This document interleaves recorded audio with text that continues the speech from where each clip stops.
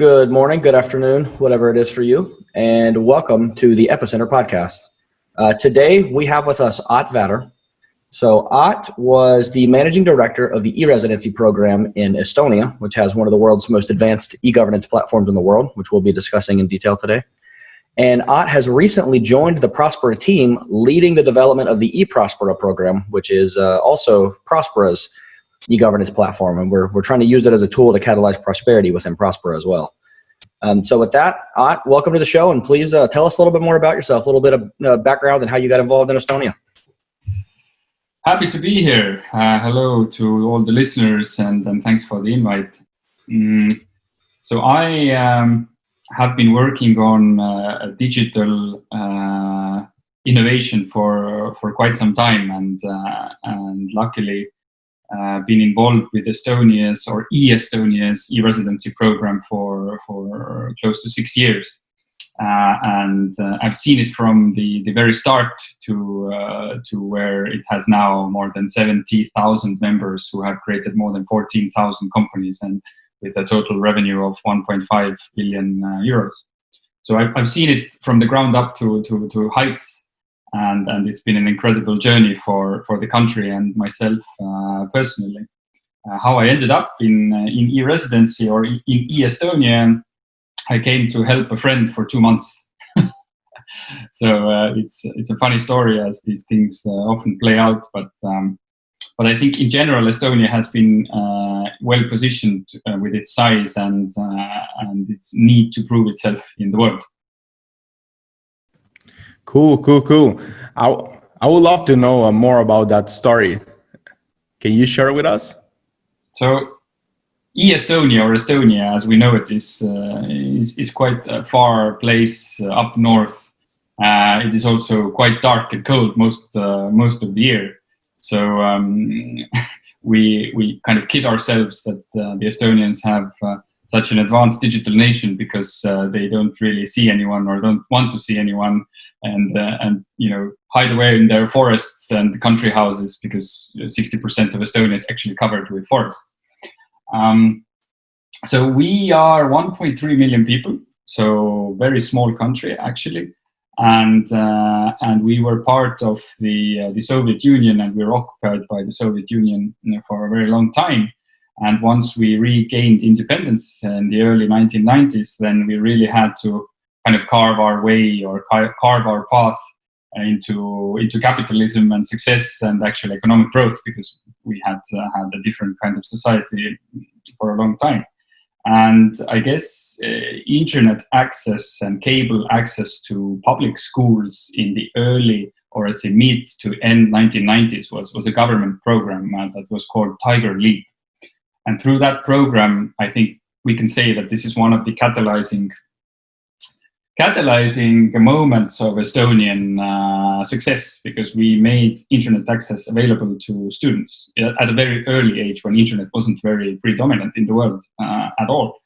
And that kind of movement or that kind of generation has now created, Skype, for example, that came out of Estonia, the same guys who actually created Kazaa before that, and after TransferWise.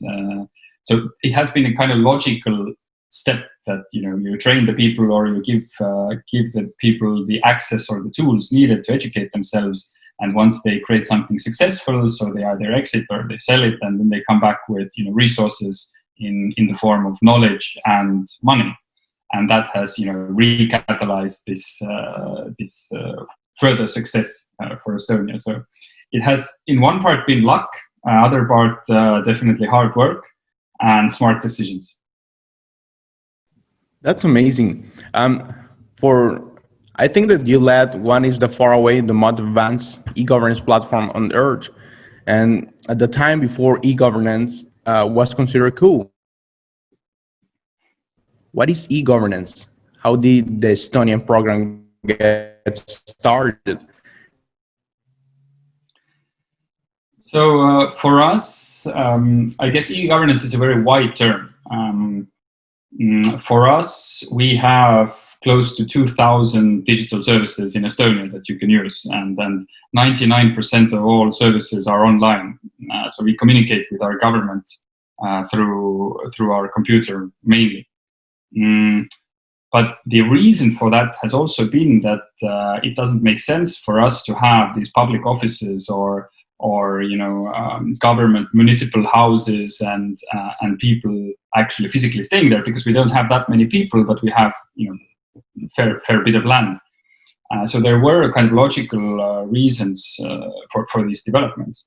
And for us, I guess e-governance means that you can communicate, transact, and partake in citizen services and private sector services through online means. That you or I don't have to go physically to somewhere to stand in queue and to write on a piece of paper, which is, in Estonian sense, when you are signing a contract and somebody gives you a pen and the paper, then that's fishy. So we consider that as something that you can easily fake. Whereas the digital identity, that you use a digital signature that is time-stamped with a very secure technology, is I would say near impossible to crack or alter or change. So for us, it's basically living in a way that you spend less time and less money.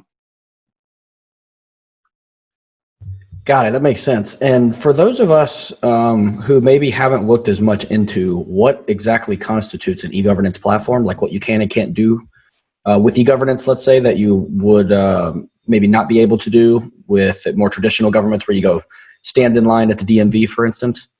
You mentioned that a lot of the things that you would normally do, go see someone at an office in person, you can do online in Estonia.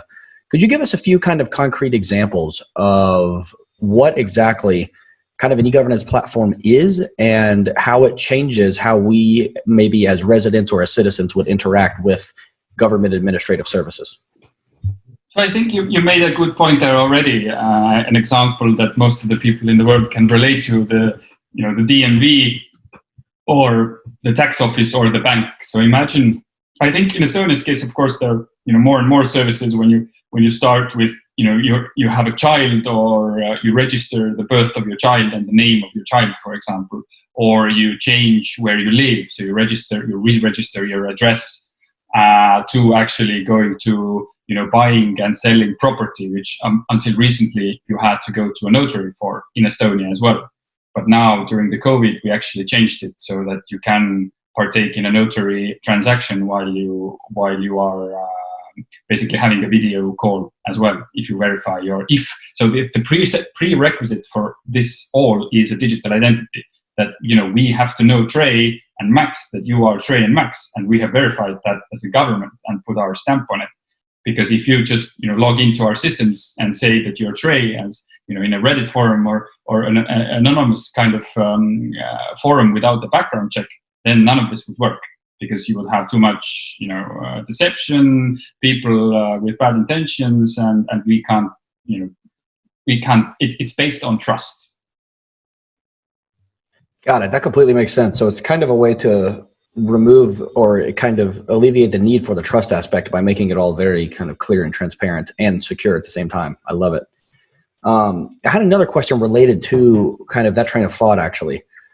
This platform is quite advanced. Again, the most advanced one in the world, and Estonia started working on it kind of earlier than anyone else was even contemplating doing so. And when you compare the fact that Estonia built basically their entire government on the cloud and in software, then you look at the United States, who as recently as 2012 and 2013, literally could not build a website to select insurance plans.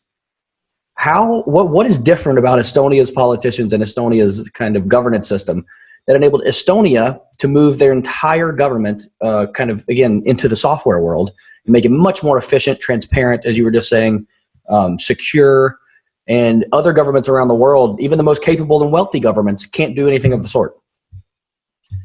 Well, I wouldn't be, of course, I always like to criticize other government officials and other governments, but probably size matters here. And Estonia is a very small country with very smooth and quite easy processes in terms of making decisions in the government.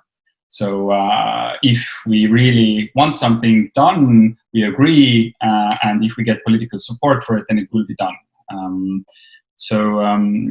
I think in US case or UK case, it's a lot more different, and these longer kind of life-changing processes take a huge amount of resources in time and effort.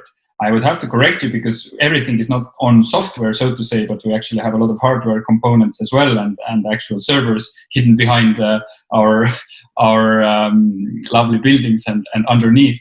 So we actually created a pretty cool system that we kind of replicated our government through a data embassy. So if something bad should happen to Estonia by an anonymous neighbor next door, then we can actually run our country from somewhere else. So we have backed up our country in 2 embassies around the world. That is absolutely fascinating, especially as someone who's not kind of in the tech space or a software person. I forget these things require physical objects. Like I thought they just magically happen. You just build the software and it's there, it works. So that's especially fascinating to me from a security perspective. You have an insurance policy against what could be a potentially belligerent neighbor. But just to follow up on a small piece of that, then we'll move on. So you think a lot of the efficiency and the reason that the Estonian government was able to be more kind of entrepreneurial and forward thinking was the small size of the country, correct? Because I'm kind of honing in on this point because this is also a hypothesis we share in Prospera. It's kind of the driving, one of the driving motifs and driving hypotheses behind the idea that creating small decentralized jurisdictions in which you improve governance institutions can be much more effective and flexible and kind of forward thinking and entrepreneurial than these large kind of juggernaut jurisdictions that are so big they're unwieldy effectively. So you think that's the case with Estonia?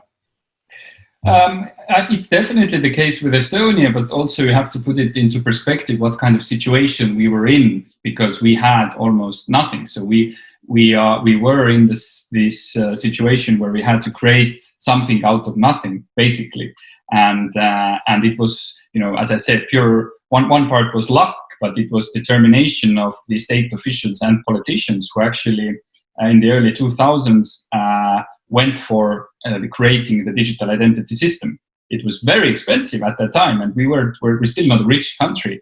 And for the first 2 years, when we launched the digital identity, you didn't have any application for it. So the government launched it. It made it obligatory for every citizen, but there was nothing you could actually do with the card besides, show it to a policeman if you wanted to, stop you from somewhere. So it was a physical identification document, but there was no actual virtual value for it for 2 years until the first banks and private sector started to create services. So you could log into your bank account basically using this digital card. And then it was kind of a snowball effect because it started tilting, and then you could do your tax returns, by the way, which we do in 3 minutes compared to the US, where it's a nightmare. And to all other government services and private sector services. So in Estonia, we can't really imagine our life without this card. It's kind of our key to, our digital life. Hey, the people typically think of interaction with the government as a painful process. Here in Honduras is awful. But that's not the case with the Estonian e-residence program and e-governance platform. What were the most consistent features of the Estonian platform, and what were the most impactful in terms of improving people's experience with the government? Yeah, I would say it's largely the case that communication with government is difficult and time consuming, but it doesn't always have to be.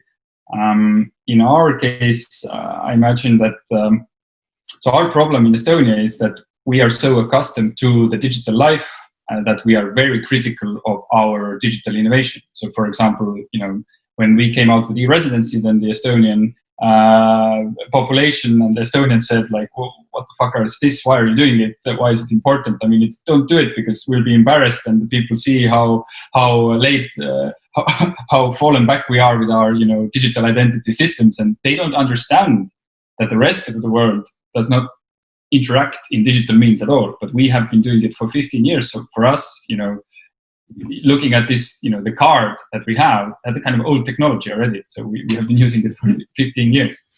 So we are accustomed to it, but Estonians, we are very critical of our services in general. But my recommendation to other governments or jurisdictions that have this problem, that people do not want to communicate with the government, or they think it's difficult, you have to establish trust. So that's the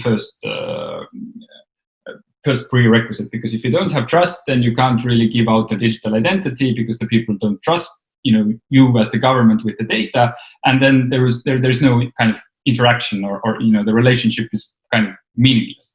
So first, you have to get rid of too much bureaucracy. You have to get rid of the corruption, which a digital way is a perfect way to do it, because everything that you do leaves a log. Everything is very transparent. So in Estonia, for example, our company data, every company that is registered in Estonia, data about it is public. So I can go and look at any company's financial details that is registered in Estonia and see what they do, what was their revenue, what was their profit in the last years. So a completely transparent system.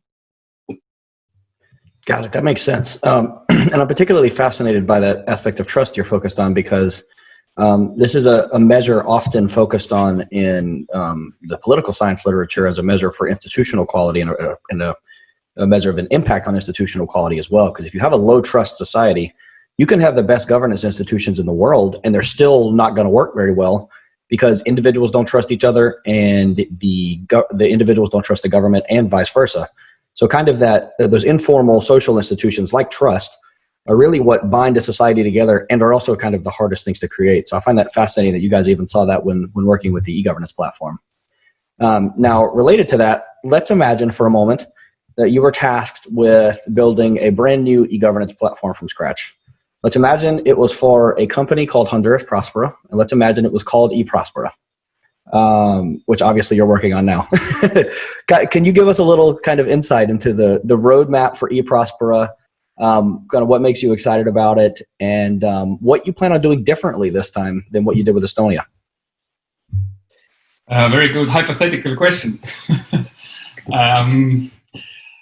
I guess the main difference is that with what we are planning to do with ePróspera, inside Prospera is so much bigger, in the sense that there are so much more different services. So in e-Estonia's case, or e-residencies, it's a digital identity program meant for people who want to access Estonian digital services, and mainly company formation. So really heavily focused on the conversion from e-resident to company, and the company becoming active and then giving some economic impact to Estonia. Now, whereas with ePróspera, we are actually, we're not just, issuing virtual residencies, but we are also registering actual residents who are, physically going to reside or visit Prospera. We are going to register companies, we're going to register land, property registry, and we're going to create something, similar to an arbitration center online. So there's so many different building blocks and layers to it, and not to forget actual services, physical services in Prospera. For example, licensing of some sort, building licenses or construction licenses, trash management, everything that you need to function as a city. So I guess our challenge there is how to prioritize, because you always have to prioritize what you develop first, and what is the must-have to compare to nice-to-have. And I guess also what is different in Estonia's case is that Estonia as a government has still, as innovative and fast as we've been with our digital innovation, as a government, you still have a lot of restrictions in developing things. And e-residency has been kind of in between a startup and the government, which is already very controversial, right? Because governments are meant to be slow, and the communication with them usually is bad, where startups, the ambition for startups is huge, and, the goals are Google goals, which doesn't really fall into a government framework.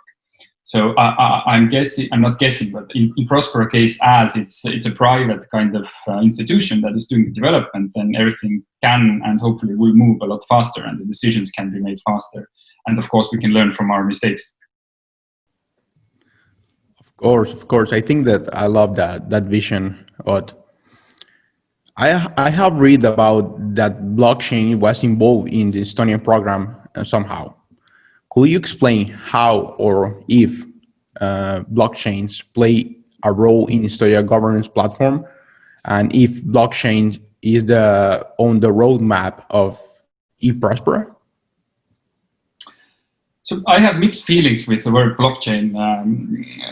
Mixed feelings because I guess it's so overused and trending that everything, if you put the blockchain term into it, then it makes it sexier, which I don't really agree to. But so in Estonia's case, we used similar technology to a blockchain when the name blockchain didn't exist. So back then it was called distributed ledger technology, which is not that sexy at all, right?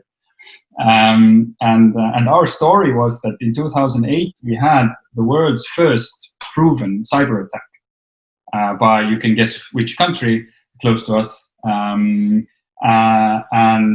from there we really started to invest heavily into cyber defense, and we kind of figured out the way to protect our data.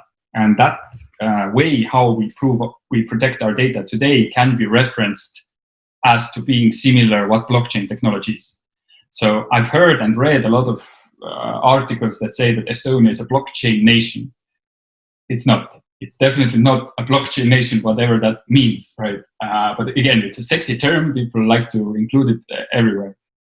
So Estonia's relation to blockchain is that we protect our data using similar distributed ledger technology, and we timestamp it and we protect the data. So healthcare data and property data and all that.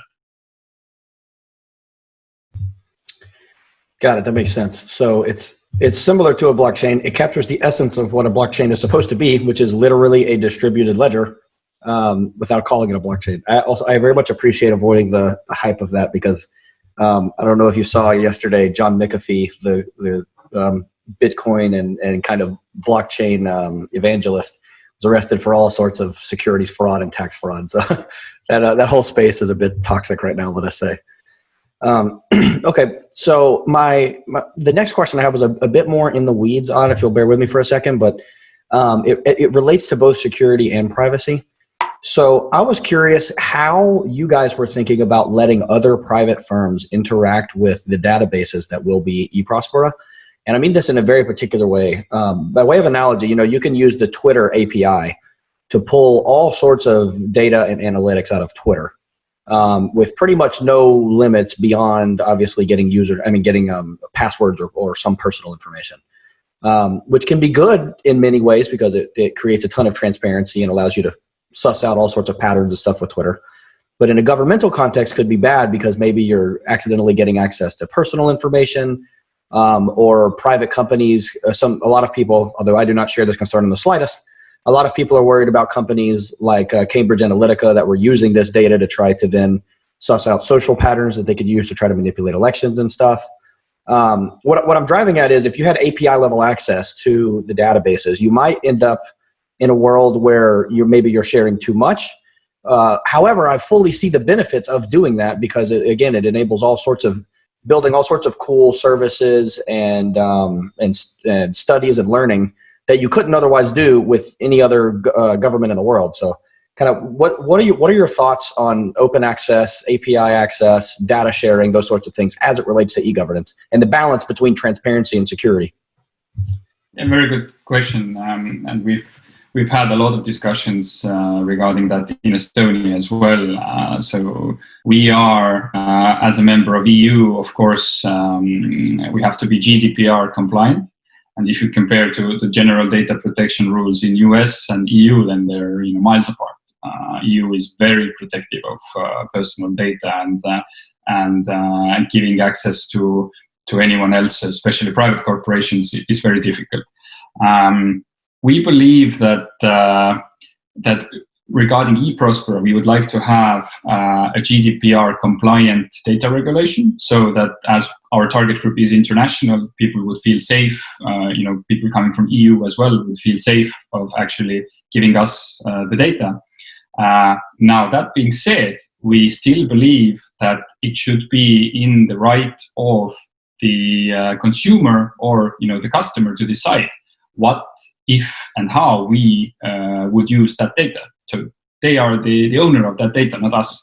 And if they would like to participate in, I don't know, some kind of new service company formation, let's say that they want to open up a bank account, now then they have the opportunity to give us or the banking partner access to their data, because they would make a better informed decision about opening or not opening the bank account. So ultimately, or in the end, it should be the decision of the consumer. And you should have, so in Estonia, what we have done is we have this once only principle, that you give your data to the government once, and that should be it. So it's not that, I start to open up, I don't know, I go to the new government website and they ask me the same goddamn data again and again and again and again, right? Because the government has it. It has it, but it's just stowed away in that 6th silo in some, I don't know, 3rd server down at the park, right? So we believe that it should be consent or consensual by the consumer, and at every time, ideally, the consumer can withdraw the consent. So if they are not happy with, I don't know, something, the service, I don't know, he feels that the data, he doesn't want to share the data anymore, they should be able to now withdraw the consent, and it should be available all the time. So that's the ideal version of it. There are a lot of complexities in that world, but we want it to be GDPR compliant. I think that's very important, and we would like to give the consumer the choice. Great. I love it. Ott, for all the Hondurans, how you can describe ePróspera, and what do you think is going to be the most positive impact of Hondurans, for Hondurans? I hope ePróspera will be a catalyst for new entrepreneurs and existing entrepreneurs, that they can, widen their entrepreneurial ambitions. They can have a kind of more global marketplace. They can think bigger, and they can actually save some money, maybe save some time. Also, what I'm hoping that ePróspera will be a good kind of online services platform for all the physical services that Prospera is going to offer. And I hope, what I see now even more with the COVID crisis, is that freelancing and freelance employment is growing rapidly. And I think this is a huge new market opportunity that no one in Central America at the moment is grasping to that extent, that you can create a company somewhere without being there, but actually having it in a jurisdiction that's favorable and has the best conditions for you. So I'm really hoping that all the freelancers who are listening to this podcast are excited already of what we are trying to build, and we hope to learn from the first feedback from them within this year already, so to understand what are their needs and what they want to do and how do they see the platform and everything like that. Awesome, I love it. That kind of gets at more broadly what makes us all excited about Prospera generally, which is kind of unleashing human flourishing and the untapped potential of people, and Hondurans specifically. So ePróspera is going to be a major part of that, I think. I can only imagine what it would be like to take 3 minutes to file my taxes instead of 30 hours. That alone, it's actually important. The reason I'm saying this is to kind of dwell on this. The productivity gains and the kind of gains in lived human experience that can come from making things this much more efficient are massive. Like, imagine if every business in the world, instead of having to spend 100 hours, I'm making up a number, but instead of having to spend 100 hours a year on taxes, they spend 2 hours or 3 hours. Well, they just gained 97, 98 hours of productivity. Like, that is a massive amount of time. And that's just one thing, taxes. This applies to literally everything else you do with the government. So I think people sometimes also underestimate the impact this could have. But to that point, Ott, what do you think is kind of the most important human impact, like on the day-to-day lived experience of people, as it relates to an e-governance platform? And is having an e-governance platform in a jurisdiction, a developing jurisdiction who's focused on catalyzing prosperity, is it a nice to have or is it a must have? Well, I guess the immediate gain is that you save time, and with time you save also money. Things start to happen quicker. The processes, licensing, getting some kind of permits, for example, from DMV or wherever. So it's one is comfort, but I guess in these third world countries and developing nations, there is a lot of problems, and mainly the problems are around the quality of living, corruption, bureaucracy, and in our case, because we were also in a very difficult position in the early 1990s, it's a clear use case or clear business case that this kind of digital society helps to catalyze innovation and economic growth. Look where we have come from and where we are now. So I think it's a must-have because it will just make everything much faster. You have to root out corruption anyway, but it's very difficult to do on paper-based processes that can easily be manipulated. It's very difficult to do with cash economy. And a lot of bureaucracy that, in order to fast track, you have to pay someone. So just remove the bureaucracy with digital means and you don't have to pay anyone. So you save money and you save time. It's a win-win. The dream. Hey, Ott, I would like to talk about Honduras as a country. I would love to know your opinion. You have been here and a bird told me that you do shark dive. Please tell us that story. No, that's a crazy story. I've been to Roatan and I've done some diving in the past, but not too much here and there. And this one night they asked me if I would like to go shark diving, and I was like, yeah, sure. That sounds awesome. I've seen it in the National Geographic video somewhere that, you go shark diving, you're in a cage and, you feed sharks and you look at them from the cage and it's a little scary, but I mean, nothing too bad. I like to test myself. And then in the next morning we went out, we're on the boat and we were getting ready. And then I was like, but hey, where's the cage? And the instructor was like, no, we're off season. There is no cage. We're off season and the sharks are especially hungry, so it will be a good day. I was like, what? But I really couldn't say no because, I was already there in my scuba suit, ready to go. I was like, fuck this, okay, let's do it. Definitely a very scary moment, but I'm glad I did it. The sharks were very close. One of them actually came to kind of bite my fin. And then the instructor before that just said that, if some of the sharks come, just punch them in the face. It's like, punch a shark in the face? Are you kidding me? I think that's one of the craziest stories in my life. So beautiful experience, though. I loved it. Well, besides swimming in literal shark-infested waters, what did you think of Roatan? I loved it. I mean, people are super friendly. Climate is nice. The water is beautiful.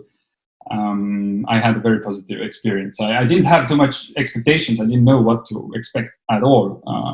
But I was very positively surprised. Awesome. I love it. Well, we usually close on the same question for everyone, Ott. And I'm stealing this straight from Tim Ferriss's podcast. I always like to make sure I give him credit. But it's basically the following. If you could put anything, any message or image on every billboard in the world for a day so that everyone had to see it and read it and think about it, what would you put on it? I guess I would put something motivational for yourself, that you shouldn't doubt yourself in anything that you do, because if you really believe in it, then it's possible. So self-motivation, anything is possible if you really want it to happen. I love it. It kind of goes with an internal motto we have within Prospera, kind of be like water.